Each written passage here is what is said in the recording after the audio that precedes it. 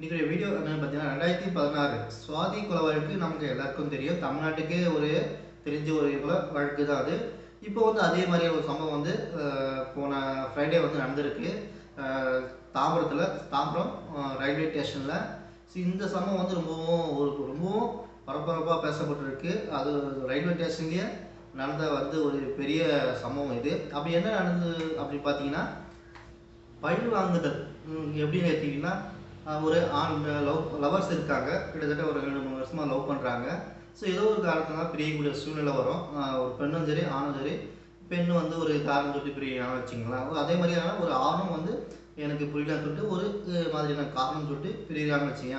அதுக்காக ஒரு பெண்ணு எடுத்தாங்கன்னு வச்சுங்களேன். அது வந்து பெருசாக ஒரு எடுத்துக்க மாட்டாங்க. ஆனால் அதுவே ஒரு ஆண் ரிவெஞ்ச் எடுத்தாங்கன்னா, பட் எடுக்கக்கூடாது. பட் ஆண் ரிவெஞ்ச் எடுத்தானா அவன் வந்து ஆண்லேயும் சேர்ந்துக்க இல்லைன்னு தான் சொல்லணும்.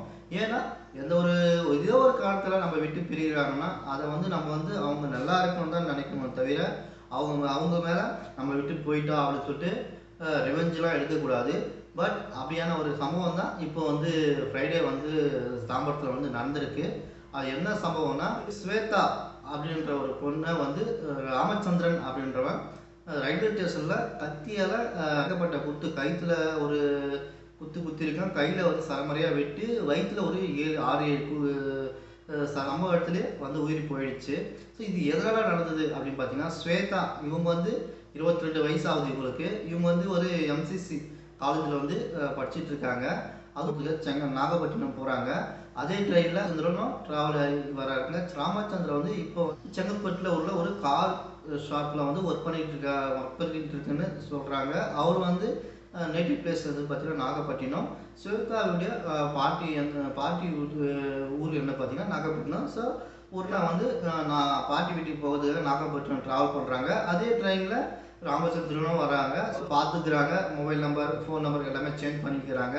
ஸோ இது உரையாடலும் அதிகமாகுது. கிட்டத்தட்ட ஒரு 3-4 இயர்ஸாக corona லாக்டவுனால் so everyday 2 hours 3 hours நல்லா பண்ணி பேசிக்கிட்டு இது மாதிரி கிட்டத்தட்ட நடந்துக்கிட்டே இருந்திருக்கு ரொம்ப நாளாக.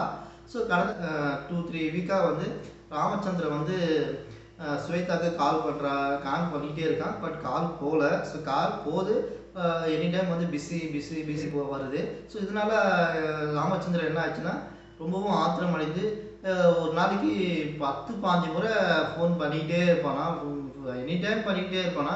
ஸோ அதனால் ஒரு நாள் ஏதோ ஒரு காலை வந்து அட்டன் பண்ணி ஸ்வேதா அட்டன் பண்ணியிருக்கு. ஸ்வேதா என்ன சொல்லியிருக்காங்கன்னா, நான் உன்னை பார்க்கணும், ஸோ உங்கள்கிட்ட நான் பேசணும் அப்படின்னு சொல்லிட்டு ராமச்சந்திரன் கேட்டிருக்காரு. ஸோ அதே மாதிரி ஸ்வேதாவும் ஸோ காலேஜ் முடிச்சுட்டு ரயில்வே ஸ்டேஷனில் அவங்க ஃப்ரெண்ட்ஸோடு வந்து வெயிட் பண்ணிட்டு இருந்தாங்க போல். ஸோ நான் ராமச்சந்திரன் என்ன பண்ணேன், ஸ்ட்ரெயிட்டாக ஏதோ சமுத்திரம் சொல்லிட்டு இங்கே ப்ரீ பிளானோட போயிருக்கான் ராமச்சந்திரன். போயிட்டு இங்கேருந்து போகும்போது கையில் ஒரு நல்ல பெரிய கத்தியோடு இப்போ தான் போயிருக்கான். இப்படியும் ஸ்வேதா வந்து இது மாதிரி தான் ஆன்சர் சொல்ல போகிறான்னு சொல்லிட்டு இவன் ரொம்பவும் டென்ஷனோட மன அழுத்தத்தோடு இருந்திருக்கான். ஏன்னா அவன் ஒர்க் பண்ணுற கம்பெனியும் ஒரு சின்ன ஃபோர்ட் கம்பெனியும் ஏகப்பட்ட பிரச்சனை போல். ஸோ இதுவும் சேர்ந்து ரொம்பவும் மன கவலையில் இருந்திருக்கான். ஸோ இதை வெளிப்படுத்துறதுக்காக இவன் அங்கே ரயில்வே ஸ்டேஷன் போனோடனே ஸ்வேதாவும் அதே மாதிரியான ஆன்சர் பண்ண உடனே அவங்க என்ன பண்ணால் இருந்த கத்தியை எடுத்து கையில் ஒரு வெட்டு, வயிற்றுல சொல்லிட்டு ஏகப்பட்ட வெட்டு. ஸோ இப்போ பொதுவாகவே பெண்களுடைய பாடி வந்து ரொம்ப சாஃப்ட்னஸாக இருக்கும். ஸோ அங்கே வெட்டினோடனே ரயில்வே ஸ்டேஷன் ஃபுல்லாக ரத்தம் தெரிக்குது. அந்த அளவுக்கு வந்து வெட்டியிருக்கான். ஃபஸ்ட்டு வெட்டும் போது ஸ்வேதாவோட ஃப்ரெண்ட்லாம் கத்திருக்காங்க. ஸோ அவன் பக்கத்தில் உள்ள போலீஸர்ஸ் பக்கத்தில் உள்ள ஆட்டோலாம் கூடத்துக்கு முன்னாடியே ஸ்வேதா வந்து சம்பவ இடத்துலேயே உயிர் போயிடுச்சு. இவன் வந்து கொஞ்சம் உயிருக்கு போராடிக்கிட்டு இருந்தான். பக்கத்தில் குரோம்பேட் ஹாஸ்பிட்டலில் வந்து அட்மிட் பண்ணியிருக்காங்க, தனியார் ஹாஸ்பிட்டலில். ஸோ ஸ்வேதா டாக்டர்கிட்ட செக் பண்ணதில் ஸ்வேதா சம்பவ இடத்துல போய் ஸோ அவங்களோட வாக்கப்போலாம் என்னென்னா, நாங்கள் 2 பேரும் கொஞ்சம் 2-3 இயர்ஸாக வந்து நாங்கள் பேசிகிட்ருக்கோம், லவர்ஸாக இருந்திருக்கோம். இப்போ 1-2 வீக்காக வந்து ஃபோன் சரியாக அட்டன் பண்ணுறதில்ல. நாங்கள் டெய்லி நல்லா தான் பேசுவோம். இப்போ என்னன்னு தெரியல, 2-3 வீக்காக வந்து நான் ஃபோன் பண்ணால் எடுக்கிறதில்ல. என் ஃபோன் காலை வந்தாவே அவள் கட் பண்ணுறா. ஸோ அது மாதிரியான வந்து போலீஸ் வாக்குமூலத்தில் ராமச்சந்திரன் கொடுத்துருக்காங்க. ஸோ எனிவே எந்த ஒரு விஷயமா இருந்தாலும் சரிங்க, நம்மளை பிடிக்கலையா, ஸோ அவங்கள விட்டு நம்ம ஒதுங்க தான் பார்க்கணும். ஸோ அவங்களுக்காக நம்ம பிடிக்கல சொல்லிட்டாங்களே, ஸோ அதுக்காக போய்ட்டு நம்ம ரிவெஞ்ச் பண்ணுறதுன்றது ரொம்ப ரொம்ப தப்பான விஷயம். ஸோ இதனால வந்து எந்த ஒரு யூஸும் கிடையாது. ஸோ நம்மளால ஏன் இன்னொருத்தரை பாதிக்கப்படணும்னு சொல்லிட்டு பாதிக்கப்படணுன்ற யாரும் நினைக்க மாட்றாங்க. ஒரு ஒரு உயிர் வந்து இப்போ வீணாக போயிருக்கு.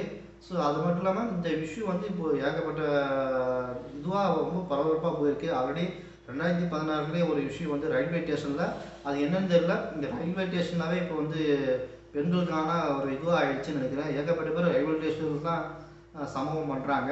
ஸோ இதெல்லாம் வந்து ரொம்ப தவறான விஷயம். ஸோ என்ன இதுக்கான தீர்வு என்னன்னு தெரியல. சரி, வெயிட் பண்ணி பார்ப்போம்.